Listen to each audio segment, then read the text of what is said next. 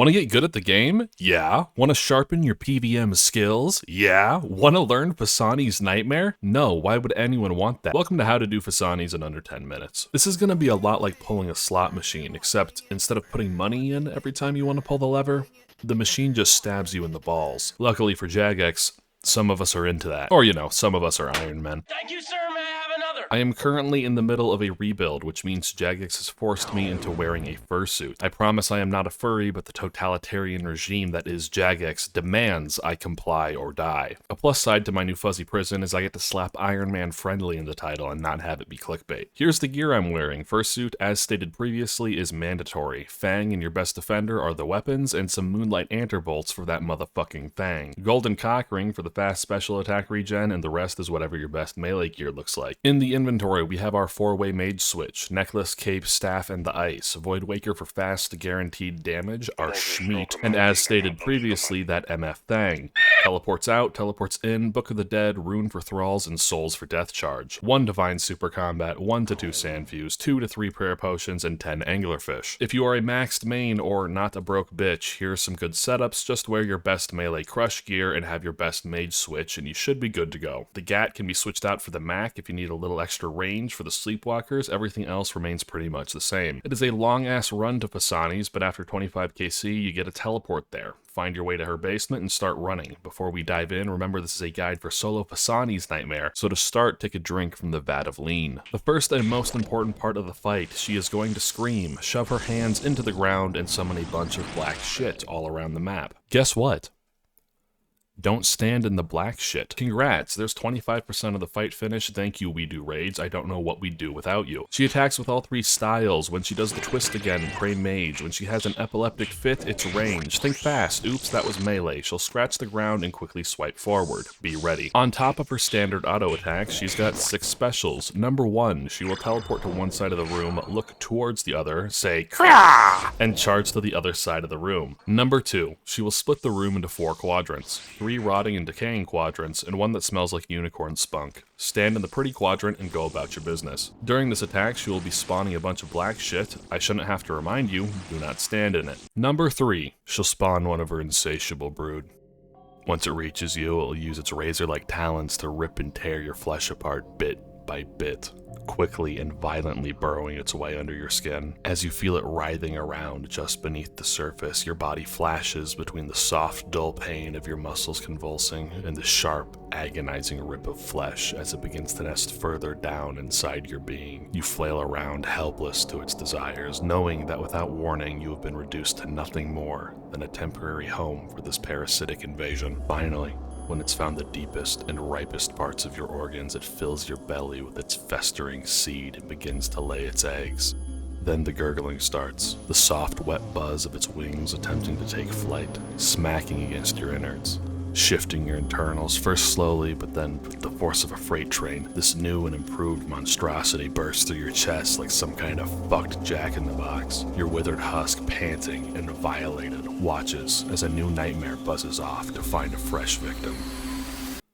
Drink a Sandfew when your health turns pink, and give it a boop on the head with a crush weapon. Number 4, she will spawn 2 husks. This is when you whip out your Schmeat and smack them across the face. If you were wearing your mage gear, put on enough melee gear to deal 20 damage. You will always max hit these guys, so just make sure you're wearing enough to one-shot them. Number 5, she will spawn mushrooms. Touch fuzzy, get dizzy. Normally a good time, but this is not the summer of love. These mushrooms will turn off your run and make you attack twice as slow. This can make dodging black shit on the ground extra difficult. My advice during this section is to focus on moving first and deal with attacking second. She will be constantly spawning black shit like the quadrant special. Work on not getting hit and figure out attacking later. Number 6 always fucks with people. She switches your prayers 1 to the right. Protect range becomes protect melee, protect mage becomes protect range, and protect melee becomes protect mage. She will attack you 5 times, and then your prayer goes back to normal. Time to whip out the Bibble Buddy, because the only way to get good at this is to practice your prayers. Look at him and tell me there's a god. Alright folks, we're almost there. Stay with me. Phosani has 3 phases. Count them 1, 2, 3, and they are all exactly the fucking same. You're going to start by turning her toes into a thick, tacky pulp. Keep on crushing those puppies until her shield falls off. Congrats, switch to your mage gear. Attack a pillar. Notice that once the bar fills up, you can't attack it anymore. Move to the next pillar. Once all 4 pillars can't take any more, they shoot their load onto Phosani. During this entire time, she will be doing any number of special attacks listed above and attacking with mage, range, or melee. Pay attention to what's happening on screen and you're gonna be golden, Danny boy. After she's been unloaded on by all 4 pillars at once, she screams, summoning her gang of merry men. In phase 1 there are 2, in phase 2 there are 3, and in phase 3 there are 4. You know what you have to do. Reach for my neck, you'll get turned into an example. Run to the middle of the room, hand on the hip,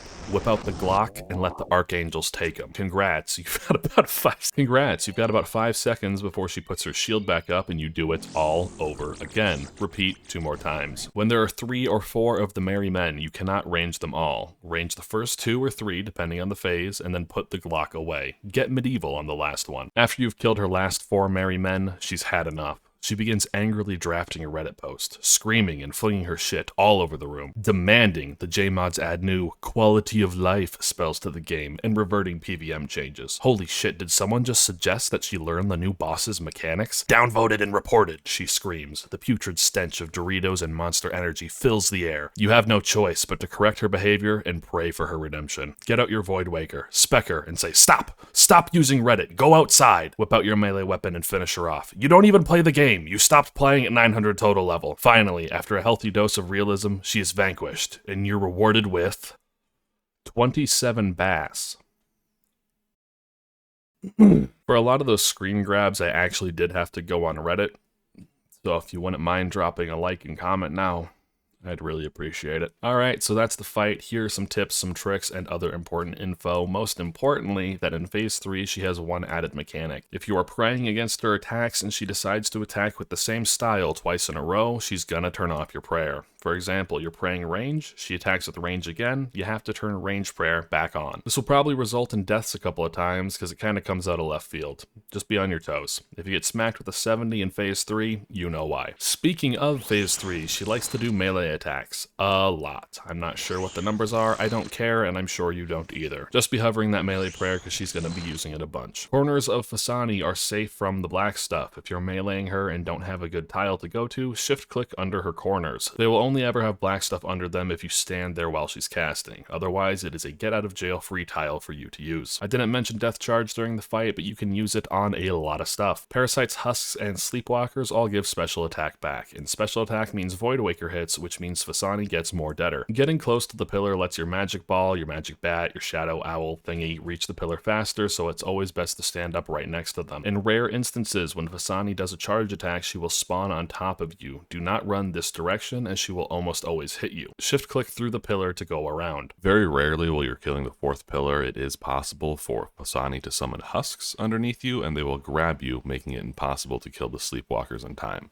Now, if it's phase 1 and there's only 2 sleepwalkers, you can get them killed fast enough to get out and get yourself freed and start doing the sleepwalker phase, but keep that in mind. I'll keep it a buck with you all. I think technically there is an amount of attacks between each special attack that you can count, but I promise you, you're not going to be doing that while learning the fight, and I don't do it anymore at 300 KC, so just feel it out. If it's been a while since the husk, wait for her to teleport to the center of the room or something, and then finish killing off the pillar. If she spawns the mushrooms while you're meleeing her and the mushrooms are near you, step back 1 tile to drag her into a more favorable position. And this fight is hard, folks. It'll put some hair on your chest, but with the new quality of life changes, only needing 25 KC to get a teleport straight here, and dying now spawning you right outside instead of back in Lumbridge, it should be easier than ever to learn. Don't be afraid to die and try again. It's all part of the process. I'll leave you all with one final quote for some added motivation. Never lose hope. Be persistent and stubborn and never give up. There are many instances in history where apparent losers suddenly turned out to be winners unexpectedly, so you should never conclude all hope is lost. Wow. Inspiring stuff. Who was it that wrote that?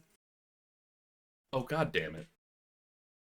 Hey folks, just a quick note here since I've got 50 seconds. Thanks for 10k, you're all very sexy. I've been really enjoying making these guides. They are a wonderful creative outlet for me and are much more fulfilling than clipping myself killing a monster and posting a weekly update. That being said, I have many more shitposts, memes, garbage, and slop ready to dish you up in the form of a guide. I'd really like to remake the TOA guide at some point, because holy hell, that microphone was dog shit. But past that, I'm all ears. Tell me what you'd like to see next. Love you all, bye bye.